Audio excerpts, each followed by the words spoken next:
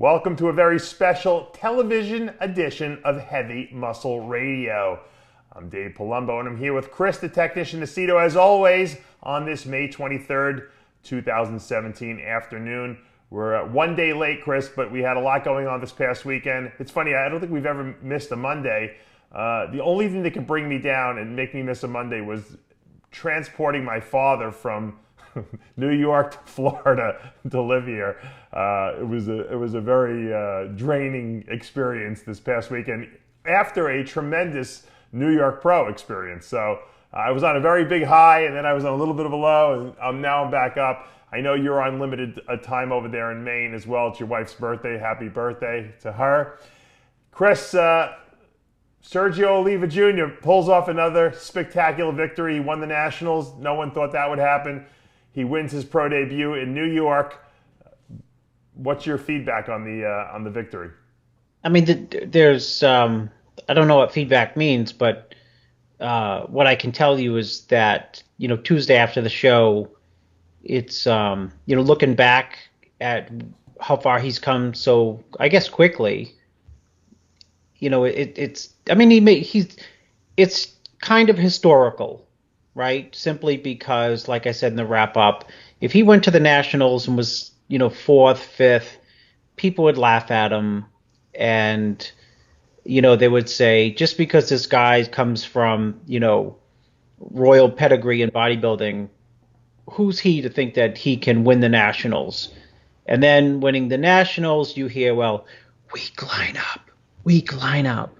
And then he doesn't even compete the first year as a pro. He guest poses looking like a swimmer last year for Mannion at Mannion's show. And people just laugh at him. And, so there's pressure coming into the show. And regardless, going into the show, no one with a really straight face probably would say, Sergio Oliva's going to win this show. And he proved them wrong. Certainly did. And you know what the interesting thing is? I was looking at the scorecards.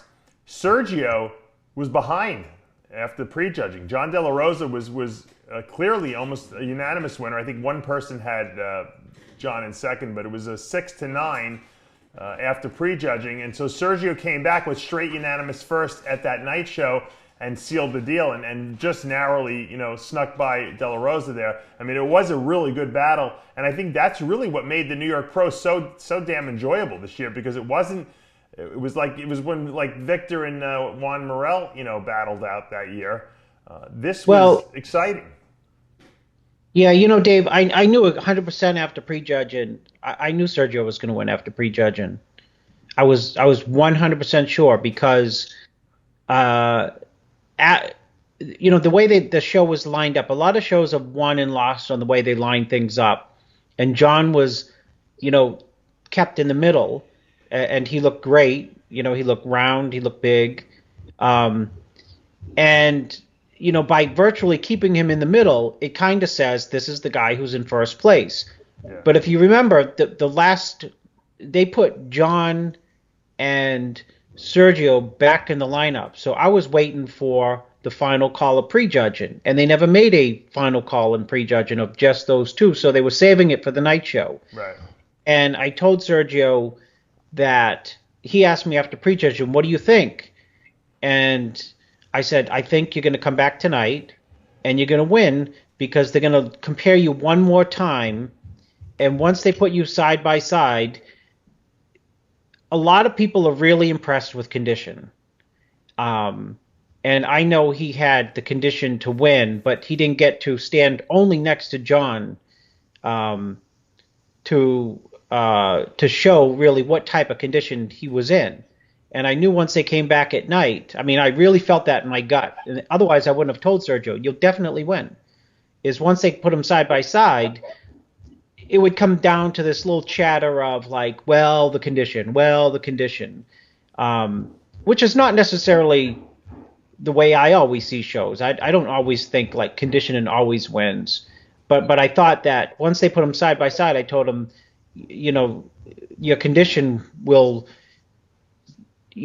seem such that people will say, oh, you were even harder tonight, which is not necessarily true. It's just that they were only being compared, side by side. Yeah, well, I thought that John was a more complete bodybuilder in the sense that he had really no gaps in his physique, but he was certainly not as hard as he could have been in the glute, hamstring, and lower back area. He was good, don't get me wrong. He wasn't great.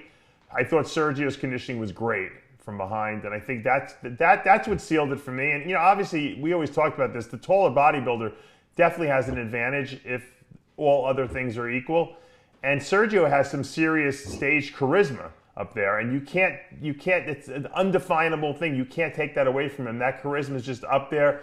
He hits like Kai Green, very unconventional poses. They're usually his dad's poses, that he hits, those crazy most musculars, the victory pose, and you're enamored by him, and he sucks you in, and you want to see him do well, and he really brought a really good look to the stage. He was full, he was hard. His presentation is really good, and I think he bamboozled the judges essentially into this victory, because, like I said, your eyes just go to this guy, and that's not taking away anything from the other guys in the lineup, because I thought De La Rosa was probably close to his best here that we've seen, and Luis Rodriguez who we're looking at right up on the screen now on the left is a fantastic new upcomer. How he didn't get third here when he was in the top 3 call-out, I don't know. Juan Morel somehow took third. I don't know where that came from. But I will say one thing for Luis Rodriguez, whose claim to fame was he beat Boston Lloyd in a show in Connecticut, because Boston made him famous for that. And then he obviously went on to the North American, got his pro card. This was his pro debut. This guy is really good. I mean, he's got one hell of an upper body on him. A lot of people comparing him to Victor Martinez. And I think he's got a tremendous future. If I'm looking at the scorecards right now, after prejudging, he was actually beating Juan Morel by 1 point, and then Juan somehow slipped by him at night. I don't know. I don't really agree with that, but I will say this, that we got to watch this guy in the coming years, because he's going to be tremendously impressive, especially once he brings up his legs a little bit from the front. Yeah, unfortunately for him is, the story after, the Sunday and Monday after the show becomes, Sergio Oliva Jr. wins his first pro show. But lost in that, unfortunately, is how impressive this guy is. Because I'm not, that easily impressed. And I was really impressed with, just the fullness, the condition, the shape, the flow, the presentation, the color. He had the best color on stage by like tenfold. Yeah.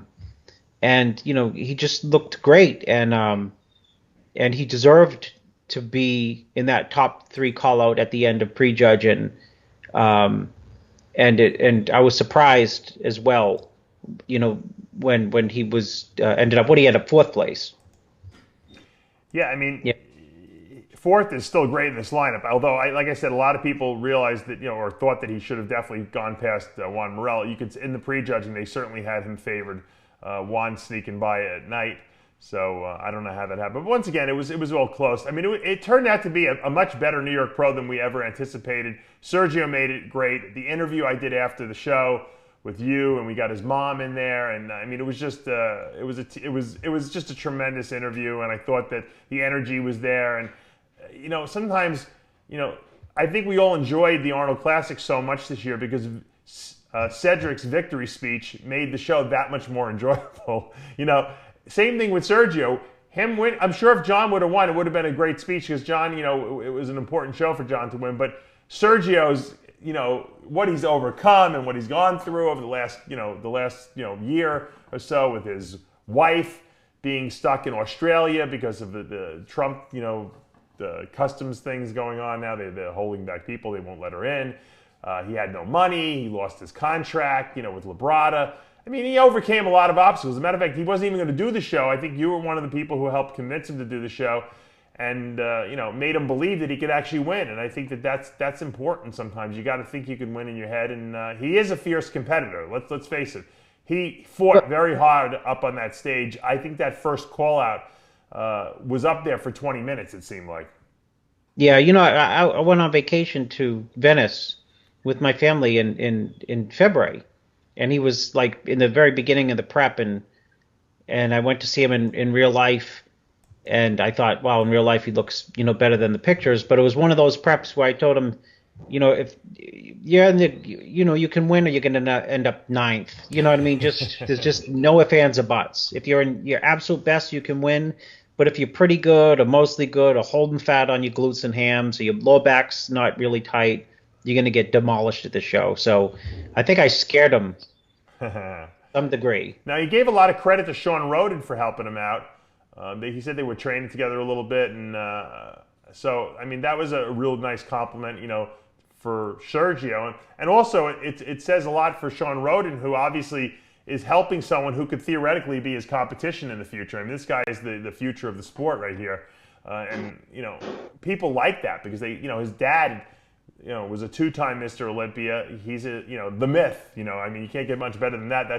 That's a legend in our sport. And now we see, he's really the first son or successful son of a Mr. Olympia who's making a name for himself in his own right. And so, I mean, there's the pose right there. I mean, him and Akeem Williams hitting that victory pose. It's just, it definitely brings back memories for all of us who are historians of the sport. Well, therein lies, it still goes back to me as, the pressure that he had is simply that, if he didn't win his first pro show and he was fifth, people would be like, this weird stop riding your father's coattails type thing. You know what I mean? Yeah. Or if he couldn't really up his look from the Nationals to here, they'd be like, you're just Sergio's son. And that's what he's trying to get out from under, that burden of being Sergio's son. Yeah, I think he's past that already. I really do. There he is with Bev. Look at that. That's a great little post. Bev and his father, and then there's Bev and Sergio right there. That's crazy or what? That's a great picture. I think Bev's arm is just as big as yeah, when he showed me that, I said the same thing. I said her arm's still the same size. And Bev's almost 60, so I mean that tells you a lot. And she looks like she's, she looks younger than you and me. 48. She looks 48. Yeah, she looks younger than you and me, that's for sure. Let's talk about fifth place, because this might have been the disappointment of the show, at least for me and you, I think. Akeem Williams finishes in the fifth position, and rightly so, by the way. Maybe even he should have been sixth. We'll talk about Sasarati after that. But Akeem Williams was the biggest hype going into the show. You and I had him as the absolute favorite going in here to win. He had that tremendous win in Tampa. He should have won in Baltimore against Victor. He had he had more muscle than anyone on that stage. He had better shape probably than anyone on the stage. And he just didn't bring the conditioning. Now, let's preface this by saying that this year, Akeem, 4 months ago, went out to Oxygen Gym in Kuwait, training with the Camel crew out there. I didn't do his diet for this competition because I felt it was only fair that if he was going to go out there and train with them, that he should work with them exclusively. And he made some really good muscular improvements. I mean, his physique certainly improved and his back came up. I think it was definitely worth it going there from the standpoint of physique development. But the conditioning wasn't there. And Chris, I told you a couple weeks out, I saw, Akeem was sending me some pictures, and I told him, I said, Akeem, your weight's really high right now, and you know that it takes a lot to get you into the shape. You got to really suffer at the end. He's like, Rami in that sense. And he's like, I'm just listening to what they're telling me. We'll be fine. And I just think that they just didn't get him lean enough for the show. That I know he believes that they're saying he spilled over and he had too much water on him, but it wasn't water. To me, it was just a lack of conditioning from behind. What was your impression of Akeem Williams at New York Pro? Well, my impression is, actually selfish. My impression is that a rookie beat him. My impression is that Sergio, who was invited to go to Kuwait, if he was over in Kuwait and came over looking like this, they would coronate him as the next Phil Heath.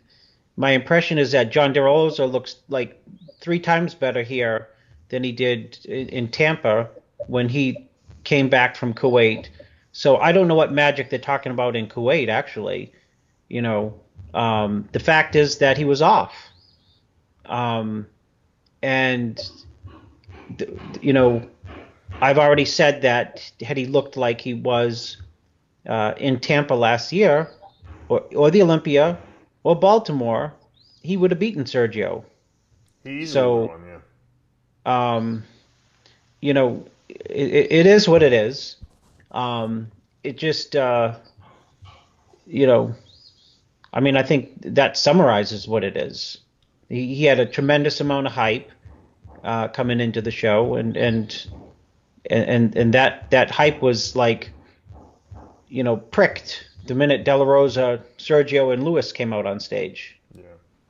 I mean, when I look at Akeem Williams, I see Ronnie Coleman. I mean, I really do. I mean, I see that type of potential. This guy's still growing. He's still improving. I think in another 2 years, he's going to be a top 3 Olympian, but he has to be in shape. And that Well, for him, Dave, is tough. It's not an easy listen. process for him to get in shape. He doesn't get lean very easily. He loses body fat well. At the very end, he really needs to suffer. And who's ever doing his prep, whether it's me or it's guys in Oxygen Gym, you have to get this guy in shape. You got to make him, torture him. You got to take his food away. You got to do a lot of cardio on him. And when you do, he looks really good, And when he looks really good, he's almost unstoppable because his physique is just incredible. I mean,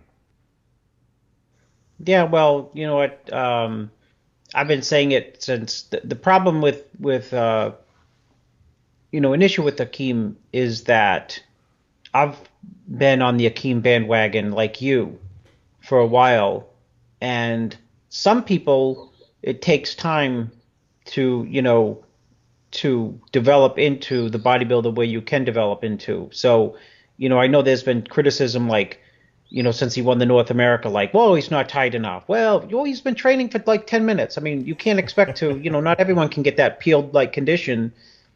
And the odd thing is, as you know, Dave, is sometimes when you're that big, it becomes that much harder to get the condition.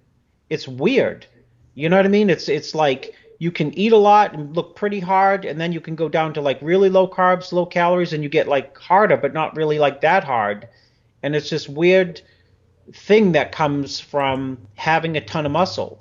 And the interesting thing is, I equate it with Ramy. If you minus out this year where Ramy was peeled, and it's the only year he's ever been peeled. He was peeled at the Olympia. He was peeled at the entire tour, all the shows, glutes, hams, Christmas tree, striated pecs, striated quads, which he's never got one striation really in his quad ever before. It's that weird Akeem look. Like they're so big that they hit the wall at like the 4-week mark where it's almost like, Dave, they can do 3 hours of cardio a day, 80 carbs, and they say I gained a pound. Yeah, right? Yeah, you're right. And you get the calculator out and you want to smash it because, it defies logic and it defies the way things should work. So what I'm saying is, as much as I criticize like his prep because he was hyped coming into the prep, it's a hard body to work with. And the more you think you know about it, Dave, you can attest to this. The more you think you know about those bodies, the more tricky they become, right? Yeah, well, it's counterintuitive to starve a bodybuilder who's 280 pounds. But if it works and they don't lose muscle, who cares? That's what you got to do. I mean, last year I was so nervous because I was starving Akeem, and I kept sending you pictures and saying, I said, starve him more. You're like, yeah, you take more food away from him. You're like, he's not getting smaller. I'm like, you're right. And that's the only way we really got him in shape. So there is a special process necessary there. No, even George Farah is not going to feed him 300 grams of carbs a day or 600 grams of carbs a day and no cardio, because you're never going to get him in shape if you do that. I got news for you. Kai Green is like that too. Kai Green needs to go very, very low carbs to get in shape. And that, once again, he's another big guy. So once again, every physique is different. I tell this to people when I teach my Secrets to Becoming a Diet Guru course. I'm like, look, there's no one size fits all formula. What I can do is give you trends. This is the general trend for the most of the population. Then you get to your top tier elite bodybuilders, and everyone's different, and it's because they're genetic freaks. So their bodies don't function like everyone else's do. That's why they're so gifted, and you have to just be able to identify that. I want to talk about another one of your clients, and I hate to say this, it's not because it's your client, but 6th place finisher Sasarati, who you've been sending me pictures of for the last 8 weeks. He was incredible on stage. A lot of people felt he was the most overlooked competitor in the lineup. I easily could have seen him, maybe even in the fourth position, beating Juan Morel in third even, but let's assume the top four were a lock. He certainly should have beat Akeem Williams based on conditioning. Well, I think he just didn't get the call outs. He was called out on the end, so he's not really next to people. Yeah. But I'll tell you this, if you put him in the middle, he becomes ridiculously dangerous. Yeah. He's not small. This guy is the closest, minus out the arms on the front double. In a lot of shots, he's very Phil Heath looking. Like he's got the most muscular that is just absolutely mind-boggling. His back double, he's got all the right tie-ins, the hams, all the back is developed. I thought actually coming into the show, a couple weeks out, I never told him, but I thought if, depends on how other people come in, their level of condition, I thought he had the ability to win the show. Yeah, we didn't know, right? We didn't know who would be there, but he certainly has a lot of muscle on his body. He's got the great, those, I call them the Middle Eastern abs, the perfect six pack. There's no deviation. It reminds me of almost like Samir Banut's. The guy definitely deserved to be top five, without a doubt. It was a tough lineup. I think he got overlooked, and that's always happens when you have a lineup that's very deep like that. I don't know. What would you do differently with him? Would there be anything you'd like to correct? Nothing. Okay. Nothing. If you want to just take a couple litmus tests and say condition and back shots. His back shots were just mesmerizing. Yeah. Let alone his most muscular. And who has abs in the whole lineup? Let alone those abs. Right. Well, once again, it was a terrific top six lineup here in New York. It made it very enjoyable to watch. The 212 was really great too. Ronnie Raquel really, we had speculated that this guy could be dangerous in our preview show if he came in with the right conditioning. And you know what the truth is? He didn't even have the conditioning I would have liked to see from him from behind. He was good, but he wasn't great. But from the front and sides, he's really good. He's got a lot of muscle. He's got a lot of mature muscle. Remember, this is a guy who was top 6 at the Mr. Olympia contest one year in the Open. He's obviously not the youngest guy. He's in his 40s now, but he brought enough to get the job done, and he beat some really good guys in the process. Sean Clarita, who's the giant killer for sure in the 212, surprised everyone with a 15-pound muscle gain from last year, finished in second. And Milan Shadik, who had just won that Charlotte Pro, wasn't his best, but also looked really good here as well. He finished third. And then Craig Richardson, of course, in the fourth position, who, when he first came out on stage, looked like he was going to win this show.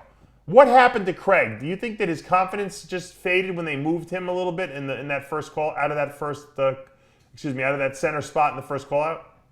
I'm sure his confidence crashed. You can't do that. That's a big, big no-no. But, I thought he was, the better of the bunch there. I thought Milan was not nearly as good as he was in Charlotte, especially from behind. He was flat. Clarita looked tremendous. To me, I thought Clarita would, definitely be a lock in the top 3 when he first came out. And I think when they put Craig next to him, Craig's a bigger version of him with far deeper separation, detail, muscle maturity. So I thought Craig was definitely better than him. And I didn't know what to do with, frankly, Ronnie Raquel. I thought Ronnie Raquel looked very powerful, dense, and muscular for a 212 guy. If you look at his glutes and hams, they were just like mush. Like 7 weeks out, glutes and hams. I don't think I've ever seen Ronnie Raquel with glutes. I don't think he just has a problem getting them. And when he tries to get them, he usually depletes his upper body. He gets small. Yeah. It's not a glute and ham show, right? And I always say that. But I probably would have been comfortable with him winning if he had some lines in his hamstrings or glutes. Yeah. And then maybe, so take out, personal preferences on Richardson, take out the fact that Milan is, flat compared to a couple weeks ago, and I know he had like 10 minutes to carb up. Right. It comes down. Mention that. Let's mention that. The weigh-in was the morning of the show. In Charlotte, they had almost 36 hours to carb up. At the Olympia, they'll have 48 hours to weigh in, these 212 guys to carb up. So Milan will be certainly deadly at the Olympia, but shouldn't there be consistency in how many days or hours these guys have to carb up from show to show? You know what, Dave, I don't think you should get more than a day. I don't think any of these 212 shows should be. You got to do something.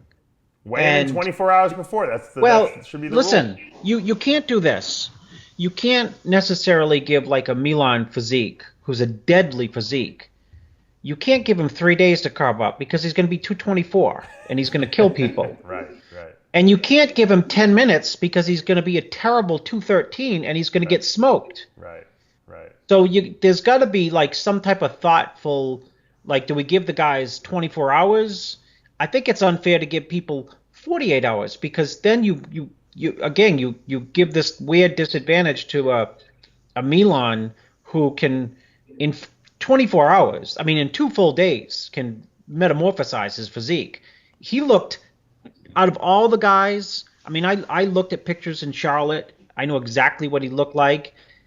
And here he just looked empty. He still looked great. But give him another 2 days to carb up, and he kills this lineup. I'm positive. Yeah. Because he had the classic flat, nothing in my body look.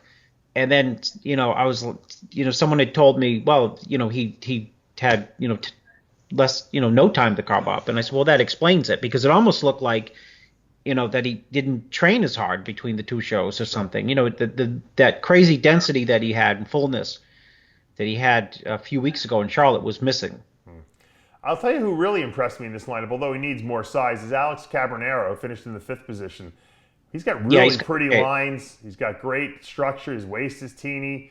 He's got the good front double bicep pose. He just needs bigger legs and a little bit more size on his body, and he'll be very deadly. He's won pro shows already, but I think, in a tough lineup like this, he's just not going to be able to get past the guys that are more complete than he is. We're looking at the posing footage, and I see Craig. Craig looks so much better when he started in the middle. When they moved him over to the right there, it was like his whole body flattened out, and he lost all hardness whatsoever. I don't know what went on with him, but he's got to keep his head together. He's a veteran here. He should know how this works. They can move these guys around 600 times. It doesn't mean anything. But if your body fades because you're getting all upset internally, that's not good for you. You got to take the guy Sister Nino mentality. You got to just push. Now, speaking of Guy Sister Nino, a lot of people are probably like, where the hell did Guy? How come Guy was the defending champion? He was at prejudging. What happened? Chris, what happened to Guy Sister Nino? Tell us. We hospitalized him. Not mentally, physically. No, Guy had a. Guy was on Tuesday. Guy knew he had to win the show, and the only way he's going to win the show is come in inside out. And on Tuesday, he was inside out. And Wednesday, I drove down to New York, and he sent me some pictures. And he was covered, his whole entire back was covered with like hives and stuff. And so he went, Guy's crazy. So Guy, stays in contact with me before show, like, every 3 minutes. It's either my 3-year-old asking me something, a Guy asking me something. and I didn't hear from him for like a day. And I went into a panic. I said, he must have crashed his car or something. Something's wrong with Guy. So I texted him like 500 times, and finally he texted me back. He said, I'm in the emergency room. Because he said he was going to tear his skin right off his body. It was itching so much. So, interestingly, we were in the same hotel, Dave, and he had told me that he was going back to the hotel room.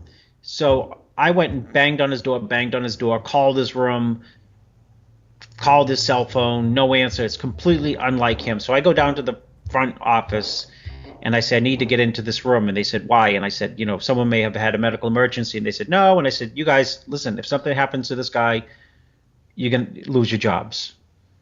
And so we all, of course, we got the cavalry going. We got the security and the manager, and we went in, and Guy was sleeping on his bed, and I couldn't wake him up. I was shaking him and shaking him and shaking him, and they had given him something for the itching. I think it was like an injectable, like a Benadryl or something like that. Yeah, like a Benadryl type injectable version of prednisone, something like that. And so I knew he wouldn't believe me, Dave. So next to the bed, I built this big fortress of all his food and his shoes and his keys, and I put a note from Chris. I was here, and I put the time. And then we went back with the hotel. I left, and I went back a couple hours later with the security people. We went back in, and he was like confused, like, what's going on? And he was shocked and couldn't believe that he was asleep for hours and hours and hours.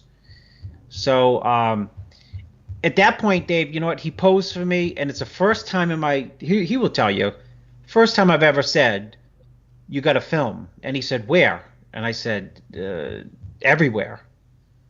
And he said, are you worried? And I said, well, no, because it's still I think this was Thursday morning, And so I think that affected his I know that affected his condition because, Tuesday morning look was nothing at all like, Thursday afternoon. Right. And it just kind of faded a little bit, running into the show. So, absolutely. And you know what, we're filming on, he's still, I know as of Monday, he was still in the hospital from Saturday. Wow, that's crazy. So he's been in the hospital all day Saturday, all day Sunday, all day Monday. And I delivered him the message from Ronnie Raquel that, and Sean Clarita and Milan not get well, but we smoked you, Guy. And that almost got him out of the hospital. I'm just, he's a competitor. So I'm sure he's itching, no pun intended, to get out of there and just get back onto into the swing of things. Yeah. Well, if you look close, you can see in pictures the blotching. Oh, we're seeing it on the screen right now. Johnny's been putting it up there. Yeah. That's actually covered up with tan. In real life, it's just like somebody shot him with like a shotgun or something. Yeah. Well, when you get, I'm sure he's trying to figure out what the hell caused this allergic reaction because that's got to be driving him nuts because I know that he really wanted to win this show. But so feel better, Guy, if you're watching. I'm sure you probably are. You'll be back. 5th place, Alex Cabrera, like we said, terrific physique. In the 6th position, Kane Bishop, who would have liked to see a little tighter. And in that 7th position, I thought, which was a little bit of an overlook on him, was Marco Rivera, who I thought looked really good. He was packing a lot of muscle on his body. He looked like he added about 7 pounds. I mean, he was considerably bigger. I don't even know what the judges didn't like about him. Do you have any feedback on the Marco Rivera situation? Well, you know what? I don't know Marco. I've never really talked to Marco. I saw him last year, and I thought he improved last year. But this year, I just thought, he's a first, when my initial impression is absolutely positively first call-out guy. And, he wasn't. And so I saw when I was with Jose after prejudging, and Marco was at a booth, and I said, let's go talk to this guy, Marco, and tell him that he was so. I think we lost Chris there. Looked. Okay. He was dense enough and hard enough and big enough to be in the first call out. And he would say, do you think I should? I said, no. I wouldn't even let him finish sentences. Should I have been? No. I don't know if he's going to say, should I have been fuller? Should I have been tighter? Should I have been rounder? I said, no. Whatever you're going to ask, it doesn't matter. You were far better than you've ever been. You made a big improvement, and it's tough not to be rewarded for it. You know what I mean? To be in that first call out. It's hard not to be in the first call out. Yeah. That's why sometimes I do like when they call like 8, because at least at least you're in the first call out, right? But it's also saying a lot for the lineup, Chris. The lineup was just that tough at this show. And even though Marco made some good muscular improvements, the guys were really good. I don't know if he would have placed higher. I can't say, but he definitely was way better than he's been. This lineup at New York Pro is never this deep, and that's he had to pay the price for it.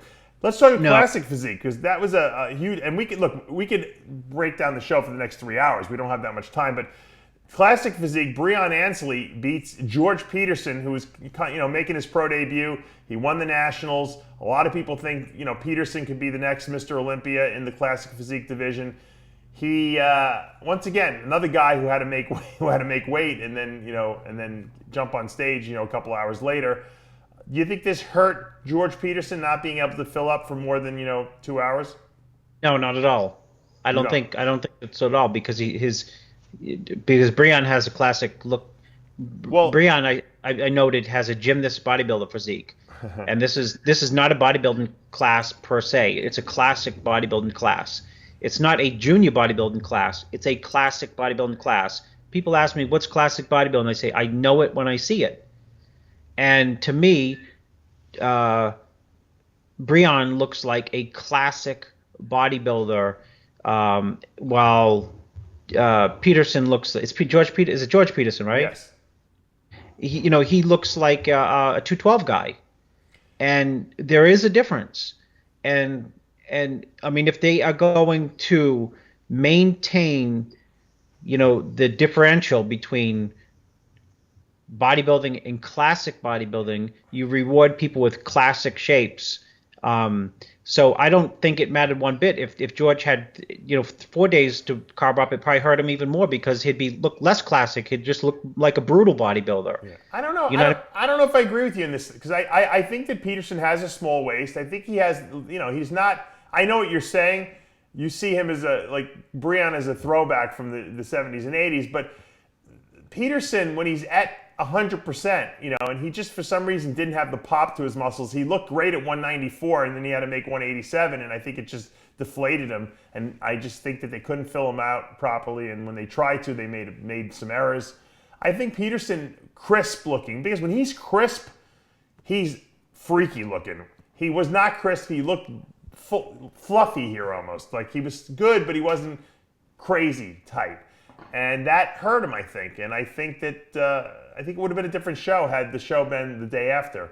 Once again, I think they got to get this weigh-in thing down pat and figure it out because it's definitely hurting sport. But I do see what you're saying with Brian, but I think that Peterson has a better back, and I think that I don't think you can say Peterson's a blocky, guy that should be in the 212. I think he will make a great 212 bodybuilder, next year or the year after that.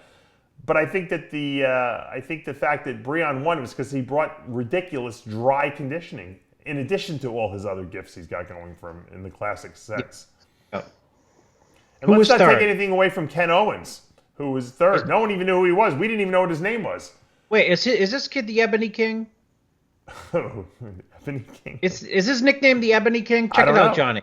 On Instagram? It might be. No, because it's important because he always tags me on photos. And this guy could have won the show for sure if he had the level of conditioning of guys who got first and second. Yeah. He's a classic, certainly a classic physique. I mean, he beat Lee Banks, who finished fourth, who was terrific also.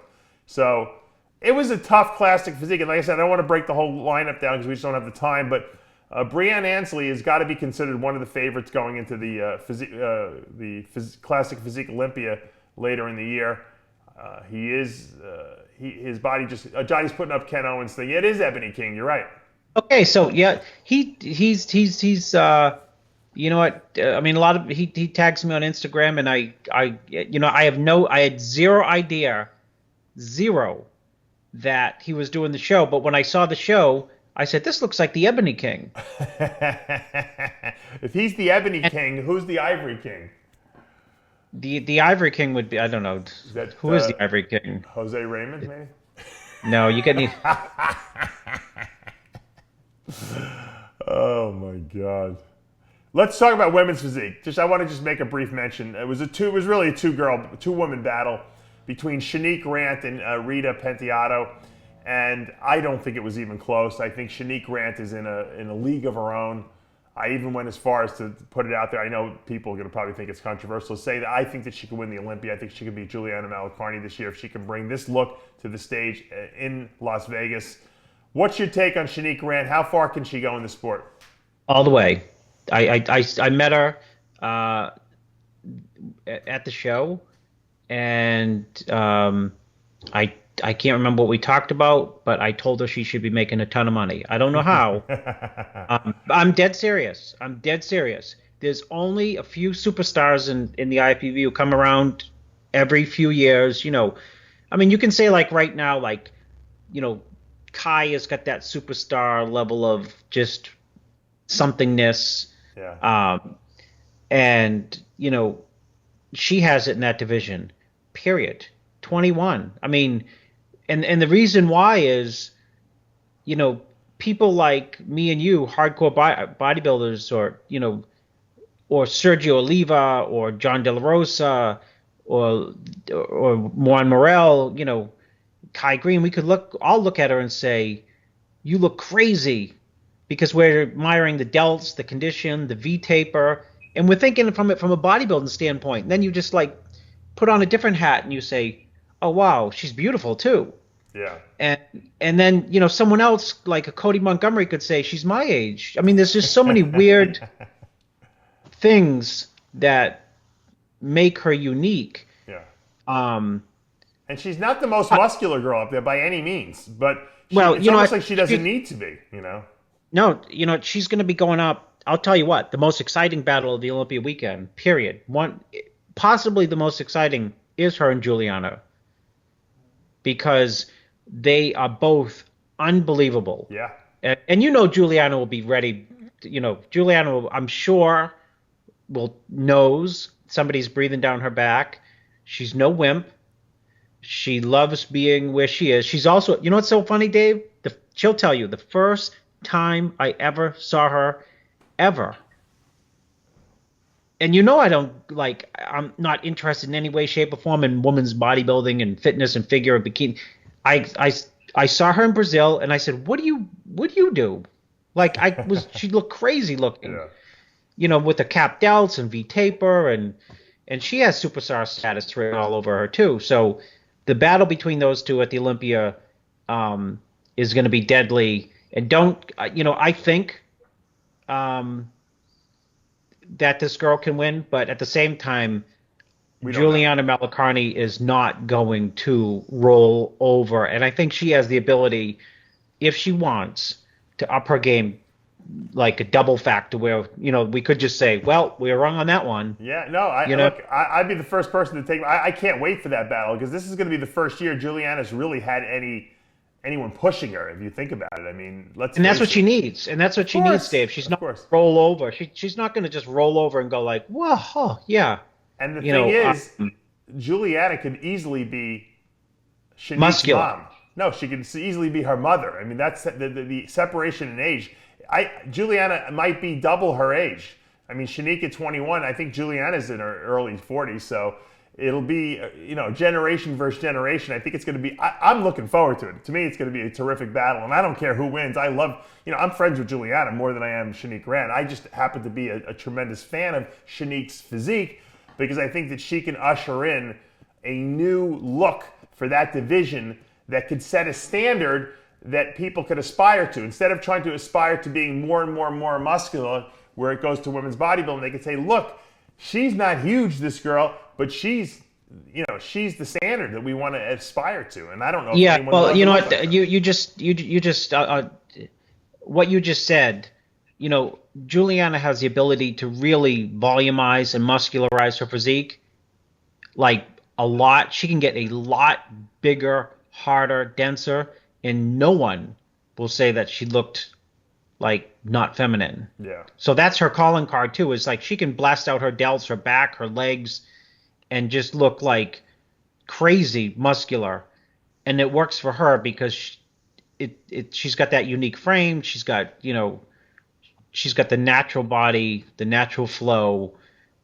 She's got stage charisma too. So, just Chris, is that would that be the strategic move that you would make? Come in as muscular as possible. Juliana Malacarni comes in as muscular as possible. Nobody's going to say she came in too muscular. That's my opinion. So you think that's how she beats Shanique?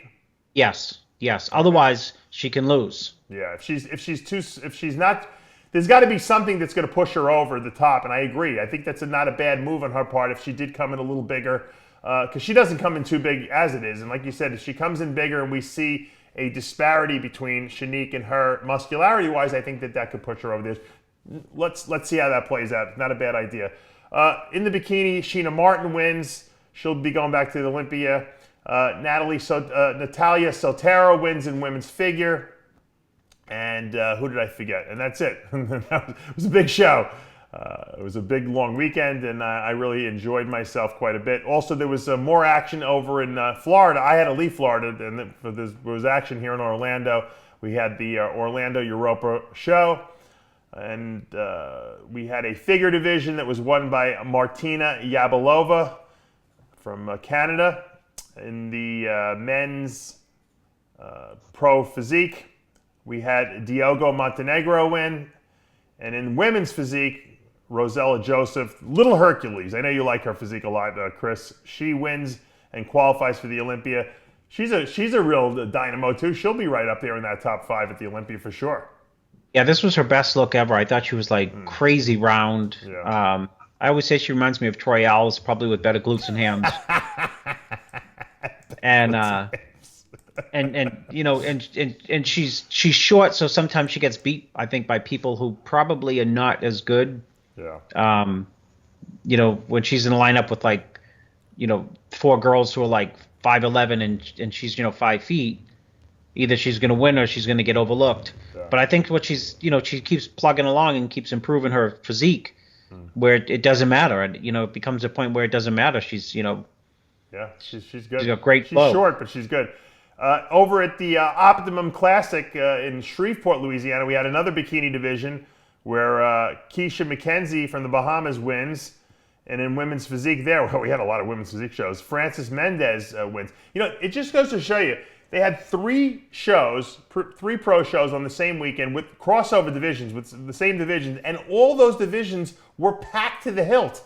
So it was like there's so many people competing in the pro ranks that you could split it 3 ways and you still have full lineups. So the sport is healthy. That's a good thing, and we want to promote, the sport as much as there is. And that's why I'm always telling people, there's so many people competing nowadays, we need more and more coaches, and that's why I keep educating people. This coming weekend, I have my Secrets to Becoming a Diet Guru course. It was oversold already. I had to turn people away. I will be setting a date for the next one, probably the end of August, early September, because I know a lot of people still want to take it. But look, if you're looking for work and you think you could be a good coach, take this course, get educated, get some experience under your belt, and you could make a good living for yourself in this sport. Let me look at my notes here. I want to just make sure we didn't miss anything. I this. So you know what? Rajyam Ward died today. Did you hear that? I did see that. 89 years old. He was my favorite. He was my favorite too. Probably because we grew up with him. Spot. Even though the first one competed in the Mr. Universe, I still like Sean Connery. Sean Connery, right? Is Sean Connery still alive? Or is he dead? He's still alive, and you know what? The funny thing is, he's older than all the James Bonds. So he's probably in his 90s, I would think. Crazy. Now. Yeah, he kind of looks like your father a little bit. Yes, my people used to tell him, my dad had a beard just like him for a while, and people used to tell him he looked like Sean Connery. He loved that, Either that or Richard Harris. Funny. No, speaking of my dad, as you know, Saturday was the New York Pro. Sunday, I went to my dad's house and I brought him to Florida. It sounds like a real easy process. Oh, you brought his dad to Florida. It was brutal. It was the most grueling 36 hours of my life. Packing him up. Luckily, my mother-in-law Denise came up and helped me. She flew in Sunday morning. I picked her up at the airport. We went back to my dad's house. We packed him up. I went through all these manuscripts he's written over the last 50, probably over the last 70 years of his life. Put everything in boxes. We packed his clothing. And then I had to get him in the car, which he didn't want to go. And, I got him in the car. That's the picture, the last picture. There's my cousin Michael and Marissa and my Aunt Patty, who was living with my dad. And my dad's house actually looks pretty good in the picture. I wish it was that nice in person. We'll be selling that house eventually, but over the next couple of weeks. So we got my dad in the car, and my dad's short-term memory is shot. You can have a great conversation, but he will not remember 2 minutes later. So he asked me like 600 times on the way to the airport, because we were in a lot of traffic, where we were going. And I had to go through the whole rigmarole with him, and then he was accusing me of kidnapping him, and he was going to call the police, and he was getting out of the car, and then 3 minutes later he forgot, and we had the same conversation over and over. It was like Groundhog Day. So we get to the airport, which he was pretty good in the airport, I got to tell you, because they got him in the wheelchair, the women were complimenting him. I had him on the plane in first class with me. We had a meal. He loved it. He drinks. He kept whispering to me, how much is this costing us? How much do I have to leave a tip? You know, because he didn't eat. I think he thought we were in a restaurant. I don't even think he thought we were on an airplane after a while. It's I can't even tell you. You know, I was in the airport and I was trying to get food for us, and there's a pizza place. There's a great pizza place in LaGuardia Airport. They have a really nice restaurant. I go in there, and they only serve pork pizza. Every pizza had some sort of pork on it. I said, don't you guys have any pizza without pork? They're like, no, everything we have is pork on it. I said, how come the name of the pizza place doesn't have the word pork in it then? So the people know that you only have pork on your pizza. Have you ever heard of that? I said, so you obviously have isolated any Muslim people who are, and any Jewish people who are kosher, who don't eat pork. He's like, I never thought about that. It's weird. Can you believe the guy's telling me this? I thought cheese was like, you know, standard, like a, you know. They had cheese on the pizza, but they only had pork. In other words, you couldn't get it like just a plain cheese pizza. You know? What's the name of the pizza place? Maybe, or you're afraid that I should have written it down. I should have written it down. Then the salad bar was empty because it was late, so I didn't have a salad bar. I had to eat. What did I wind up eating? I wound up eating. I don't know. They had some hot. The hot part of the salad bar was still there, so I had like rice, beans, and chicken. I had to settle for Spanish. But so my dad's on the plane. We're in first class, right? And the seat across, my dad's in the aisle. Across from him is this woman. She's like probably like 65, 70 years old, and she's, you know, one of these very, very dressed, very elegantly, prim and proper women. And my dad says to me out of nowhere, I had to write this down because it was so classic. He goes, you know what I want to do? He goes, do I have money in the bank? I said, well, you have some money in the bank. I said, you'll have a lot more when we sell your house. He's like, good, this is what I want to do. I want an 18-year-old woman with big, huge tits, and I want to fuck the shit out of her. I said, and this woman, her jaw must have hit the ground. I was so mortified and embarrassed. He was so loud when he said this that oh my goodness, I didn't know what to do. I just didn't respond. I said, oh, yeah, all right, no problem. Yeah, all right. Yeah. You just want to shoot it, you know, keep going. Yeah. Then the flight attendant comes by. He goes, you know, these women here, these flight attendants, we call them stewardess. These stewardesses are just not as good as they used to look. They're really pretty poor looking, or he said pretty terrible looking. He goes, but they think they're real hot. And he was screaming it, you know, but he doesn't understand that everyone can hear everything he's saying, you know, because he can't hear what he's saying. So and that was what, the first few hours into the 36-hour trip? This was like 10 minutes into the flight. So I thought we were going to have a disaster, but he actually turned out all right. Are we going to see? I want to see on the RX YouTube station, which you need to put a plug in for. Yeah. I want to see interviews with him. Yeah. John Romano wants to come down and do like the Sal Palumbo files. Now that he's in Florida. So I dropped him off yesterday. That's why we didn't do the radio show. I had to take him. So he stayed in my house. So we get back at midnight on Sunday off the plane. I get him back to my house, and I got to get him up like 600 steps. You know how the steps go up to the top of my house? Because we have no bed on the first floor for him to sleep on. So Amanda, the physical therapist, thank God she could do. I could never have gotten him up these steps. She got him up the steps, and I basically had to sleep up there in the other room, like with a baby monitor on him. And you know, he was up he was up for most of the night. He was up, and he fell once in the bathroom. I had to go in there, and then it was a nightmare. I almost wanted to kill myself because I was so tired and emotionally drained from the trip, and then I had him.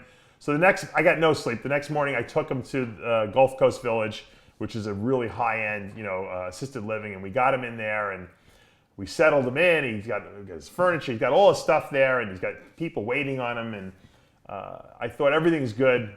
I'm like, Dad, they're going to take you down to dinner in 15 minutes. He doesn't know where he is. He thinks he's in the hospital, because there's nurses there and stuff like that. Even though he's living, it looks like the greatest condo you could ever be in.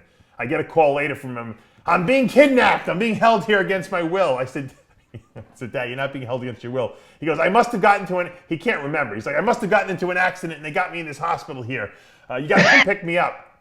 I said, all right, yeah. He goes, you can get me tomorrow. Come get me tomorrow. I said, okay. I said, what time? He's like, I'll call you when I get up. Of course, I never got a call from him this morning because he didn't remember that we had the conversation. But hopefully he'll settle in. It's a beautiful place he's in. Like I said, he's 5 minutes down the road. He's Johnny's actually living right next door to the place, believe it or not. Johnny could probably get over there anytime he wants for 2 seconds. And hopefully my dad will acclimate there. You know, it's like I said, it's definitely. He doesn't even know he's in Florida. He thinks he's in New York still. He thinks he's in the Bronx. So that was the deal with my dad. What else? But I know you got to go. I'm trying to go through all my notes here. Oh, but I got my quote of the week. It's a short one, but I think you'll like this one.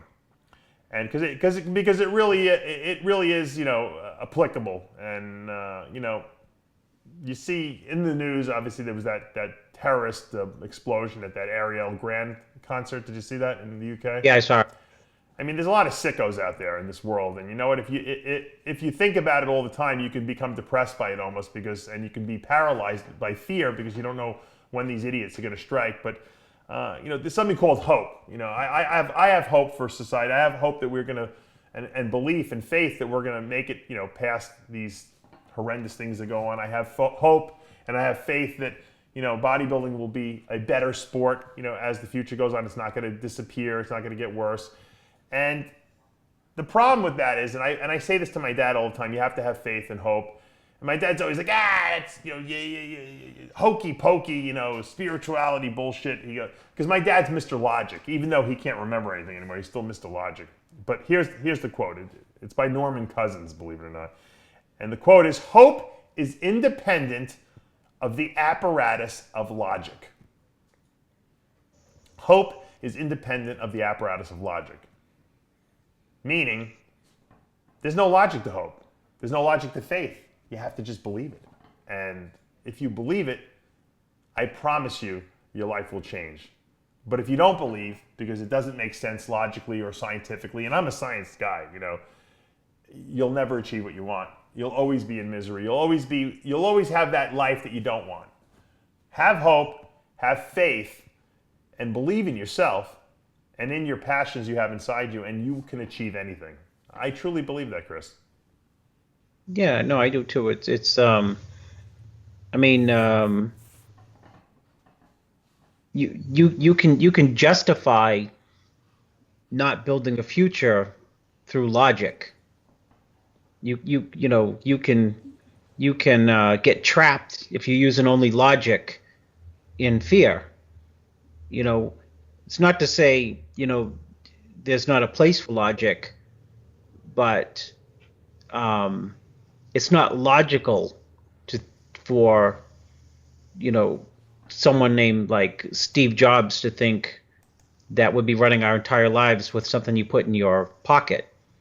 You know, that was his hope for the future. And you know what? He had no logical idea how to do it. You know that, right?